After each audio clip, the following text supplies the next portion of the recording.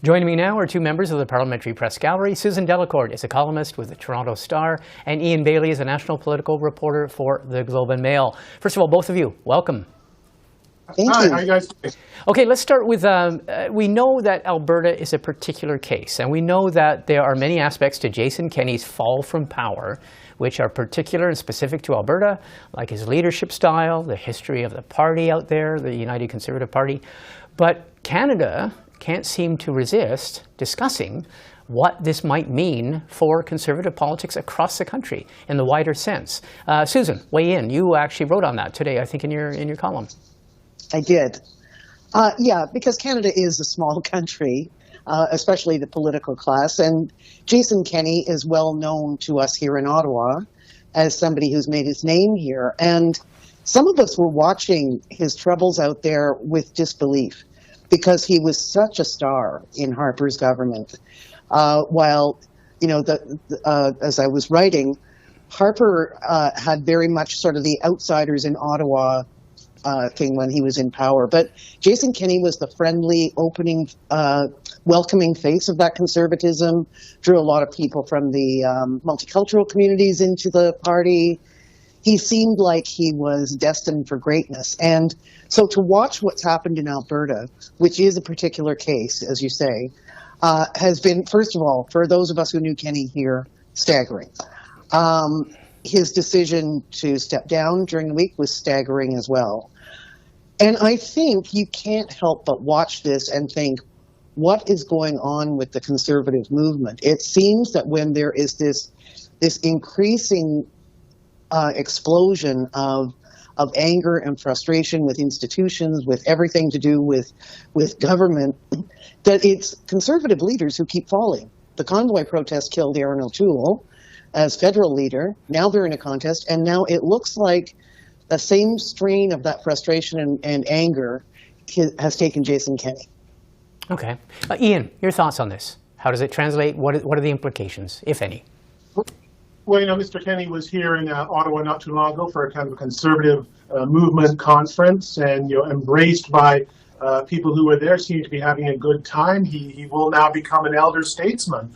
But this end for him is like a Shakespearean tragedy. This very promising politician, a star on the federal scene, goes to Alberta, unites the right, elected premier, and now he has fallen short of, I suppose, what he might have liked, which would be at least 2 terms as premier. The conservative movement is facing a bit of turmoil right now. Obviously, Aaron O'Toole has fallen.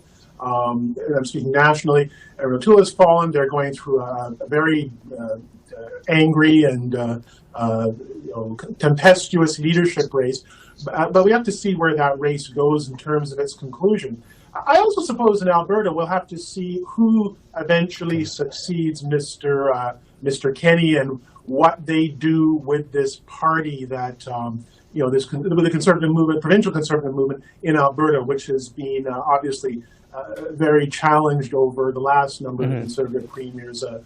Jim Prentice, Alison Redford, and obviously now Mr. Kenney. But it's quite a striking situation.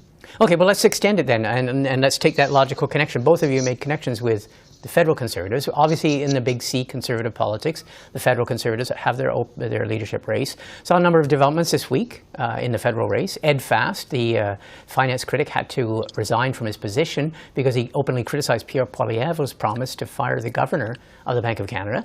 There were continuing allegations of racism in certain elements and certain camps of the campaign. I'll start with you, Ian. You cover the Conservatives here federally. What stood out for you in this week?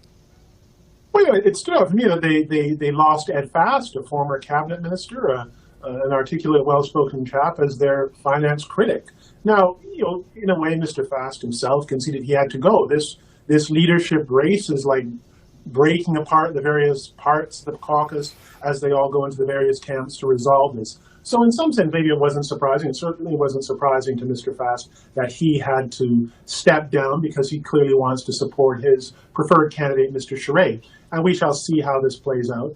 And in due course, we shall see, where the Conservatives go when, and it seems a long way off now, a leader is chosen, and they come back together. Obviously, next week will be a major milestone in the race, the final official debate in Laval, Quebec, French language. It'll be interesting to see how that plays out as sort of an extension of the events this week in the Conservative leadership race. Okay, Susan, thoughts on Ed Fast? Because as Ian mentions, I mean, he's very well respected and liked member of the caucus, finance critic. There are two scenarios. One is you can say, well, he should have known that as a supporter of one of the camps, he could be drawn into making comments, and maybe as finance critic, he is not really. He could have recused himself as finance critic. But then others are saying, well, he was drawn in because of the nature of some of the policies being proposed, and they're almost Trump-like in their attack on institutions. What do you make of it?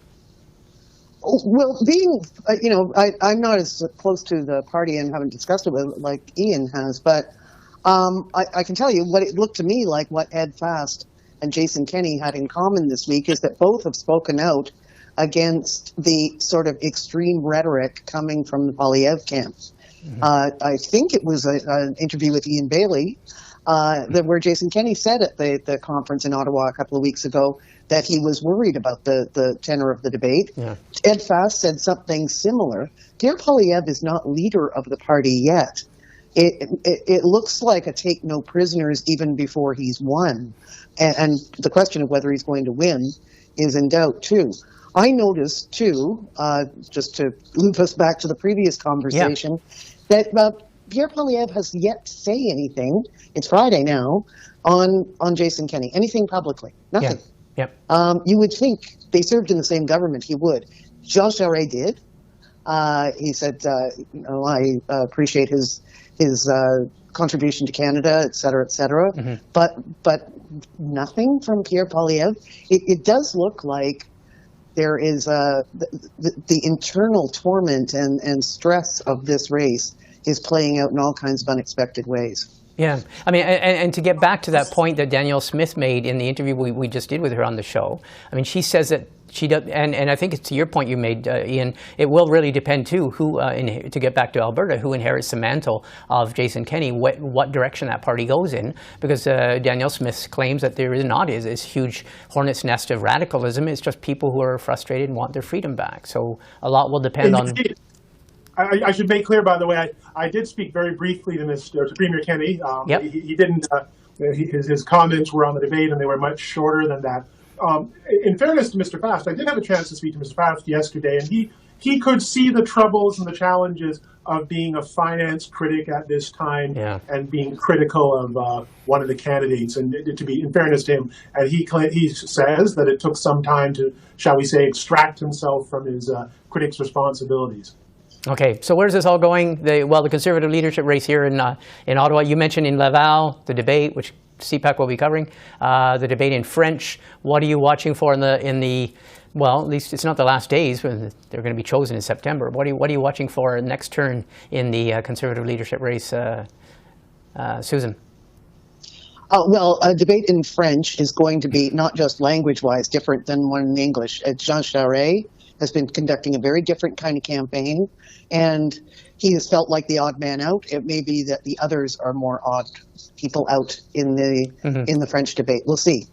Yeah, and Ian, what are you watching for? Of the candidates, I mean, there's only two who are recognized as fluent in French, and that is M. Poilievre and M. Charest. The rest are going to be challenged. Yeah, they're going to be quite challenged in this debate. And although it's interesting that they're all campaigning this weekend, most of them are campaigning this weekend in the Quebec area. And Leslie Lewis has got a whole number of events in Quebec. So that's going to be very interesting to see how these candidates who aren't fluent in French make themselves, express themselves, engage in rhetorical combat, because these are being feisty debates, and make their points in a language that they may not be entirely fluent in. So that's going to be fascinating to watch. Mr. Poilievre is on a certain combative path to win the leadership. It'll be eventually interesting to see if he pivots from that, but I doubt he will during the campaign, because this is the way, the tactic, the approach he seems to have decided on to try and win this thing. And of course, there'll be different topics as well, because as we can anticipate, probably Quebec's language laws may come into it. Just a hunch. Anyway, listen, both of you, thank you very much, and I want to wish you a really good long weekend.